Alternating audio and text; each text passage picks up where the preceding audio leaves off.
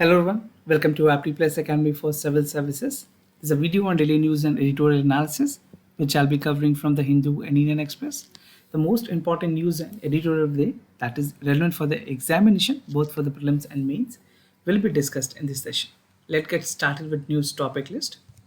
Today is 4th of June. The first news, Supreme Court called for mandatory eco-sensitive zone. We'll see the relevance of the Supreme Court judgment. Second, Center stands on wheat export ban. Recently central ने order किया था कि जो wheat के export है उनको ban की जाएगी. Third, India not conducive of Russia's oil. Basically, this is a statement coming from External Affairs Minister. Fourth, provision of Section 8 of the Companies Act. We'll see the nuances and the detail about this as well. And the last is an editorial. New India needs free and quality higher education. So this is an editorial from the Hindu. Apart from the news and editorial discussion, at the end of this video, there will be MCQ based questions. These questions will be based on current affairs that will definitely help you for the upcoming prelims examination. And before I start, I just want to give all my best wishes to all the aspirants who are appearing for prelims 2022 that is going to be held tomorrow, that is for 5th of June. तो जो भी लोग appear कर रहे हैं उनको एप्टी plus की तरफ से बहुत सारी बेस्ट विशेस हैं. Do your best and come up with the flying colors. And if you're new to our channel, do not forget to subscribe Aptly Plus Academy for Civil Services on YouTube. If you like this video, if you find this video informative and helpful, do not forget to press a like button. So the first news of the day, that is Supreme Court called for mandatory eco-sensitive zone, something important for General Studies paper 2, that is the structure functions of executive and judiciary. तो supreme court ने direct किया है सारे state protected forest, national park, wild life sanctuary जो भी हर एक states में है इको सेंसिटिव जोन्स के अंदर आते हैं, उनके लिए डायरेक्शंस दी गई है ताकि वो जो 1 किलोमीटर की इको सेंसिटिव जोन की जो बाउंड्रीज हैं उनके अंदर किसी भी तरह से कोई छेड़छाड़ ना करे. द एनवायरमेंट मिनिस्ट्री गाइडलाइन है shows the purpose for declaring ESZ around the national park, forest and sanctuaries to create some kind of soccer observer on the protected areas. So this is a supreme court intervention जहाँ पे recent में बहुत सारे ऐसे companies को NOC दी गई हैं जहाँ पे वो उन्होंने अपने स्टैब्लिशमेंट की बात की है. Now supreme court has taken a cognizance and it has directed that कोई भी प्रोटेक्टेड फॉरेस्ट, नेशनल पार्क और वाइल्ड लाइफ सेंचुरी जो उस इको सेंसिटिव जोन के अंडर आती है वहाँ पे किसी भी तरह की कंस्ट्रक्शन अलाउड नहीं है. नाउ SC ऑर्डर्स में 3 जज की बेंच थी सुप्रीम कोर्ट की. They have highlighted how the nation natural resources have been for years reversed in the mining and other activities, and even the judgment have observed that the government should not confine its role as a facilitator for the economic activities. और जो immediate upliftment है fortune of states के लिए, उसके लिए ये भी ज़रूरी है कि जो environment की sustainability है उसको maintain रखा जाए. The state also can act as a trustee for the benefit of general public in relation with the natural resources so that sustainable development could be achieved for a longer time. So this is what the Supreme Court order has specifically mentioned. Even in the series of direction, the Supreme Court has categorically said that the national park or the protected forest already having a buffer zone extended beyond 1 kilometer could be prevailed. So this is a minimum boundary line that has been defined by the Supreme Court. In the case, the court has also questioned जो buffer zone है that is pending before like एक decision उसमें जो statutory decision है that is there by the court direction, and 1 kilometer safety zone would be applicable after the final decision is arrived. The court has directed the mining within the national park and the wildlife sanctuary, it shall not be permitted. So this is what the Supreme Court has categorically mentioned in terms of restricting any activities done in the special buffer economic zone, or you can say जो buffer zone है उसको लेकर. Now, center stand on wheat export ban. Important for General Studies paper 3, Indian economy and issues related to planning, mobilization, resource growth and development. So with aim to ensure adequate wheat stock in India, Center ने recently banned किया था wheat के export को, and this ban come with effect from 13th of May 2022, right? In light of the government decision, जो Union Food Minister and Consumer Affairs के Minister है, he said that जो immediate hold की गई है export को वो ये देख करके की गई है कि इंडिया में जो डोमेस्टिक रिक्वायरमेंट है वो पूरी तरह से पहले ज़रूरत पूरी कर पाए. So first and foremost the government wanted to have a surety and insurity to have an adequate stock of wheat domestically. He said that the government is proactive in decision and this अगर ये इस तरह की export को अभी रोका नहीं गया तो it can basically have a catastrophic disaster for our country. This is what the minister has to say. Now कुछ स्टेटमेंट यहाँ पे कॉन्ट्राडिक्टरी है बिकॉज रिसेंट में अभी जब प्राइम मिनिस्टर ने 2+2 की मीटिंग को एड्रेस किया था वे ही हैज़ प्रॉमिस दैट अगर WTO अलाउ करती है ग्रेन के एक्सपोर्ट के लिए तो इंडिया कल से ही एक्सपोर्ट स्टार्ट कर सकती है. This is what the prime minister has said. और अभी मिनिस्टर्स का ये स्टेटमेंट आ रहा है कि we can not export right because अभी यहाँ पे कमी है पॉसिबिलिटी है because of Russia Ukraine also. But in light of that जो अगर इंडिया की ओवरऑल स्टॉक्स की बात करें वीट की खास करके वीट और राइस की इंडिया में एक सब्सटैंशियल अमाउंट ऑफ कॉन्ट्रीब्यूशंस रहा है प्रोडक्शंस काफ़ी ज़्यादा रही है. But why this statement is coming? This is again two contradictory statement coming, one from the minister, another from the prime minister. So while the minister has asserted that India was never a major wheat exporter, the minister still said that it has some stock that could be sent to the necessary country. Only the needy country with immediate requirement would be sent with a consignment which India would be exporting.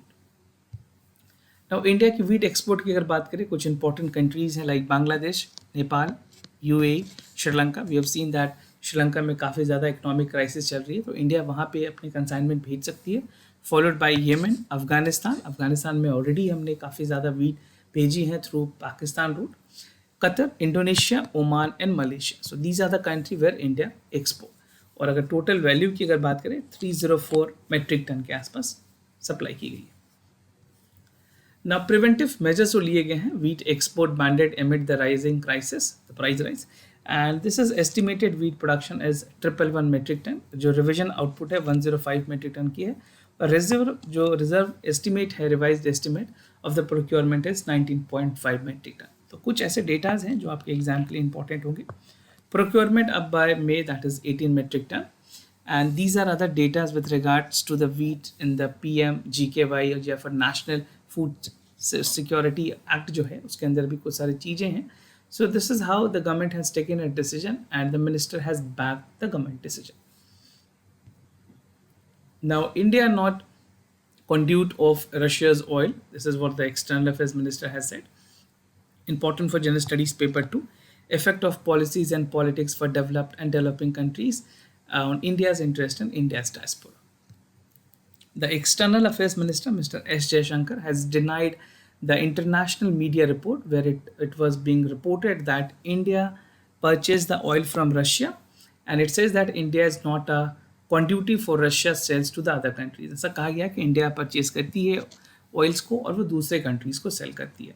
But यहाँ पे statement आई है minister की. I just give you what he said. He said that अगर ज़रूरत पड़ी तो why would India purchase crude oil from other countries like Russia और वो दूसरे कंट्री को सेल करेगा जबकि हमारी ज़रूरतें डोमेस्टिकली काफ़ी ज़्यादा है. So he has categorically denied the international media report and suggested that the private refineries are profiting by Russia crude oil and discounted rate में Russia उनको sell कर रही है and even the other buyer at higher prices. So this is not true. This is what the official statement coming from the minister. Now counter to Europe, the External Affairs has criticized Europe to be a double standard in holding the account for Russia. जहाँ पे India ने criticise किया Russia के decision को, खास करके Europe के इस डिसीजन को, बिकॉज यूरोपियन कंट्रीज ने हमेशा पिच किया है that India is supporting Russia in terms of buying it's crude, right. And he highlighted that the European have grown out of the mindset that European problems are the world problem, right? But these were some of the harsh statement that was given by the minister. And but the problem of the world is not an European problem, right? So एक तरह से counter भी किया गया है जिस तरह से स्टेटमेंट आई है यूरोपियन कंट्रीज की तरफ से. Now, if you look into the graph, it will give you a clear picture. India's crude import की अगर बात करें, this is for the data January and March 2020. You can see the country from which we export. The first is being Iraq, followed by Saudi Arabia. Then other countries are there: West Africa, South America, USA, and some other countries. This is how the India's crude oil is being imported. Now, Reuters की कुछ report है. According to the report, India may import almost Russian crude oil, which is nearly 9 times of the previous year in June, and estimated to be around 1.0 million barrel per year, per day basically, which would be Russia's share to the total export rise under 1 quarter is 25% और dramatic spike देखी गई है that is around 2% of the last year. This is what the international media report was there, upon which a discussion was made, and categorically the minister has given its remark. Now, report on crude oil purchase की अगर बात करें, so another report by the Reuters has said that जो purchase हो रही है दो refinery है इंडिया में, खास करके गुजरात के जो रिलायंस है और नारायणा एनर्जी, ये दोनों ने रशिया की रॉस्नेफ्ट नाम की कंपनी है वहाँ से 49% स्टेक भी परचेज किए, and they are getting the refined crude oil at very minimal price. So this is what India's fuel export, the 15% higher. The report quoted this. And meanwhile, the Wall Street Journal has also called for India as a hub of Russian oil flow, which was processed by the oil product, were allegedly finding their way to the market abroad. Now, provisions of Section 8 of the Companies Act, something important for General Studies Paper 2, government policies and intervention for the development of various sectors and issues arising from a design and implementations. So recently, the Enforcement Directorate has summoned the Congress President and other leaders. Basically, he summoned Sonia Gandhi and Rahul Gandhi for the trial court orders that follows the Income Tax Department to prove the affair of the National Herald newspaper, जो कि basically political parties के intermediaries own करते हैं. तो एक tax assessment को लेकर के खास करके इन्फोर्समेंट डायरेक्टरेट जो ईडी है उन्होंने तलब किया इन दोनों लोगों को. Now the point here to understand for your examination is what is Section 8 of the Companies Act. इससे पहले जब कंपनी एक्ट थी, अमेंडमेंट से पहले 2013 के अमेंडमेंट से पहले, इसी सेक्शन 8 को जो है सेक्शन 25 बोला जाता था, right. So do not get confuse. So recently the enforcement directorate has summoned the Congress president and the leaders of the trial court, जहाँ पे इन दोनों के प्रूफ की जाएगी तो क्या क्या प्रोविजंस हैं इनके. बेसिकली उससे पहले आप ये समझ लें कि सेक्शन 8 में कंपनीज की क्या एक्ट है and how it is working. So the companies act define section 8 where objective is to promote field art, commerce, research, education and charity, right? And these company apply for the profit for the further and even do not count their dividend for the members, right? So profit seeking nahi hoti. This is completely an NGO which is working for research, science and technology, innovation and sports welfare and other religious activities. These companies were previously defined by the section 25 is of the Company Act of 1956, which are more or less has the same provision. At present is section 8, जो कि 2013 के बाद नई लाई गई है. Now examples की अगर बात करें section 25 और section 8 में, दोनों सेम है. ये पुरानी है section 25 and section 8 is the new one, right? So this is old and this is new. So according to the details available with the Ministry of Corporate Affairs, the number of companies have been formed under section. और कुछ foundations की अगर बात करें जो already section 8 के अंदर formulate की गई है, that is Reliance Foundation, Reliance Research Institute, Azim Premji Foundation, Coca Cola India Foundation and Amazon Academic Foundation. So this is how these companies are established. Now, why are companies formed under the section 25 when these is a trustee in place? So expert का ये मानना है that most people look into the charitable entity to go into the form of companies under section 25 है, now section 8, rather than trust, because जो foreign donors है like contributing to the companies rather than trust, because they are more transparent, provide more disclosures. So this is to ensure the transparency from the tax authorities. And tax expert says that the companies has to be converted into not for a profit company and cannot be converted into trust. However, they can be converted into section 25 or section 8 of a company, right? So this is how the company even work under this. तो आप एक questions भी इसमें समझ सकते हैं जो prelims के लिए भी इंपॉर्टेंट है कंपनीज एक्ट को लेकर के, and even for the mains examination it can be a bit and pieces can be asked for that. Moving to the editorial of the day, that is New India needs for free and quality higher education, important for General Studies paper 2, issues related to development and management of education and human resources. So under this editorial, the entire focus is upon the roadmap of education and research. I'll be simplifying this editorial in 3 important subheads. The first is India scenario, the Nordic model and the way forward. Now at the time जहाँ पे quality education पे जोर देने की बात की गई है, we have National Education Policy in place 2020. So this call for quality education, research and even leading to the rise in university. But अगर बात करें ट्यूशन फीस की, या फिर एजुकेशनल इंस्टीट्यूशंस की फीस की वो काफ़ी ज़्यादा बढ़ रही है, which is creating a problem for the student and even they are curtailing the other opportunities given to the students, right? So recently एक इसी कंटेक्स्ट में एक एग्जाम्पल, एक प्रेसिडेंट सेट करते हुए न्यूयॉर्क यूनिवर्सिटीज़ के NYU Grossman school of medical science ने ये अनाउंस किया है कि जितने भी बच्चे हैं उन सभी बच्चों की ट्यूशन फीस को एग्जाम किया जाएगा, फ्री किया जाएगा, irrespective of their financial aid. India में क्या होते हैं, जो लोग फिनेंशियली वीक हैं उन लोगों को ही रिजर्व बेसिकली स्कॉलरशिप प्रोवाइड की जाती है, बट वहाँ पे न्यूयॉर्क में ऐसा किया गया जितने बच्चे हैं irrespective of their financial need everyone would be given exemptions, right? तो ये इस तरह की कोशिश है जहाँ पे एजुकेशन को प्रमोट करने के लिए गवर्नमेंट ने ऐसे डिसीजन लिए हैं। तो इंडिया क्या क्या चीज़ें इससे इम्प्लीमेंट कर सकती है and how these policy definitely will help India to overcome the other burden of education. India के सिनेरियो में India to have the burden of tuition fees in professional courses becoming unbearable. अगर आप देखें IITs medical में ये सारे courses में fees काफ़ी ज़्यादा है, when there was a surety to get campus placement, but again the fees is unaffordable for many people.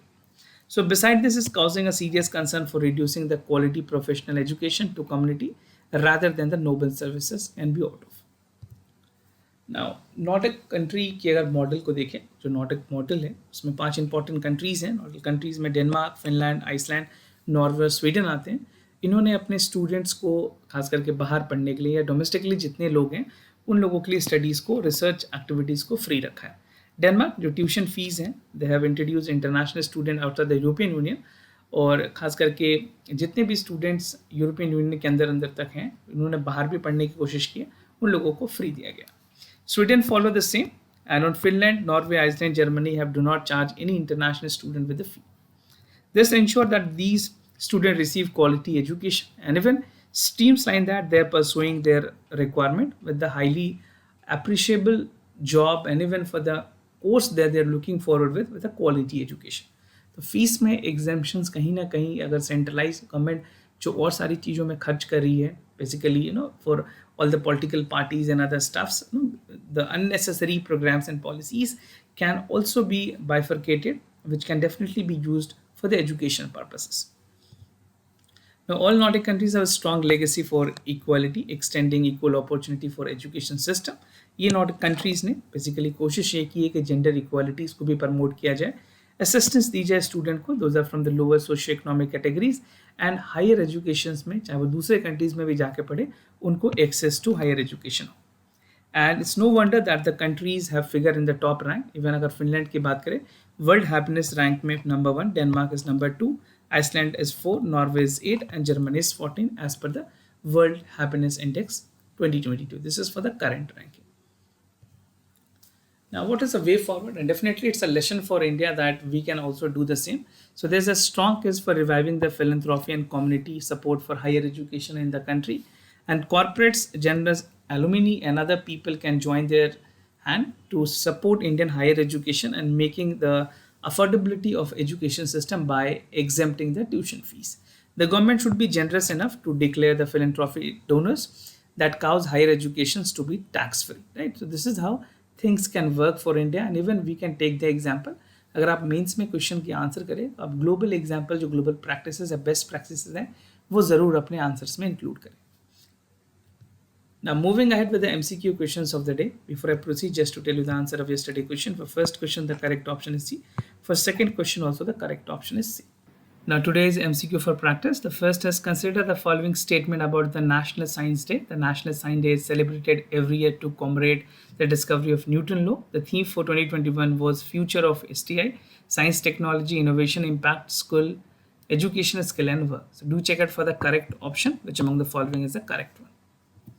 Second, national institution ranking framework के बारे में नीति आयोग ने स्टैब्लिश की थी इसको 2015 में. This framework outline the methodology of ranking the institution across the country. Do check it out for the correct options.